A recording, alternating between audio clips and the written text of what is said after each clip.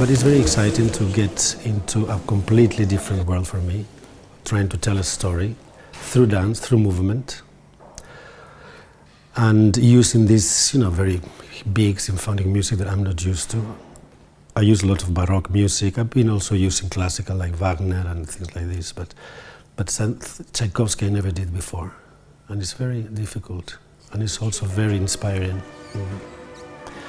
But I don't think I would have ever done Sleeping Beauty if I wouldn't arrived here somehow. I tried and I talked to Mr. Kerman, it's better to do something absolutely different. Don't think of Petit Pas when you look at my choreography because it's got nothing to do with it. There is not one step. I am a choreographer.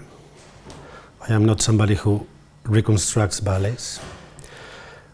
I also respect enormously Marius Petit Pas's work, and I would not borrow any of his steps. I wouldn't put my dirty hands in his beautiful work, I know many people does, everybody does, but I wouldn't dare to do that. I prefer to do something absolutely different. It's a shame he's not alive and I cannot talk to him, or Tchaikovsky is not alive and I cannot sort of say to him, can you give me an advice? Do you think I should do it or not? Do you mind if Aurora instead of this will do that?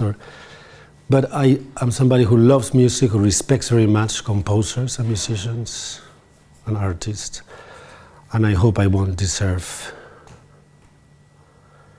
or I hope that I will deserve to do this piece, that Tchaikovsky, if he sees my ballet, he won't move in his grave.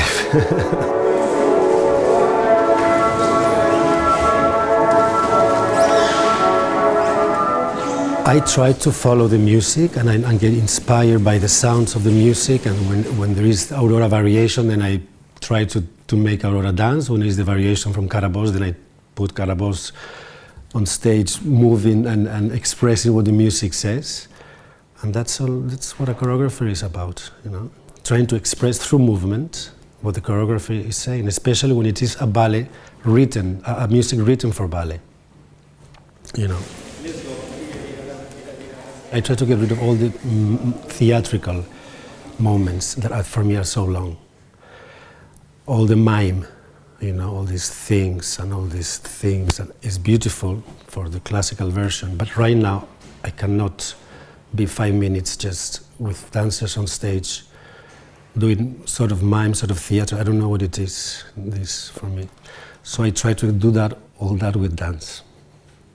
There is not mime in my ballet. Maybe that's the most different thing.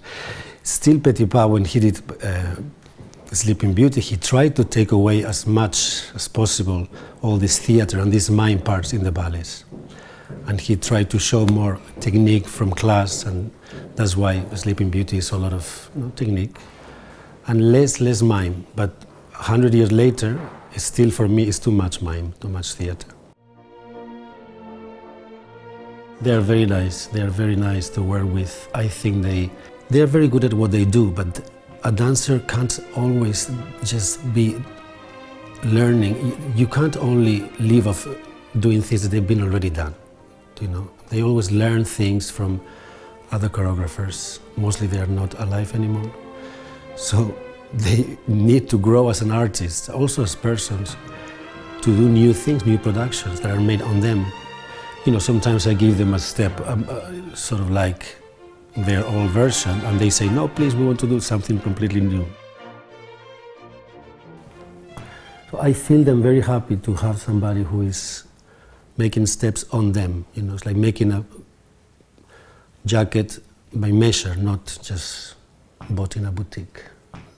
Public is going to like it because dances are good, because we do it really honestly. We don't do it to have a big success. We don't do it to go against anybody or to make a big scandal, at least me. We just work because it happened now. I'm here and I'm in a great theater with beautiful dancers. Let's do something new. So I think it would be frustrated for the audience if they come to see Sleeping Beauty and it's the same thing. I have to do something different.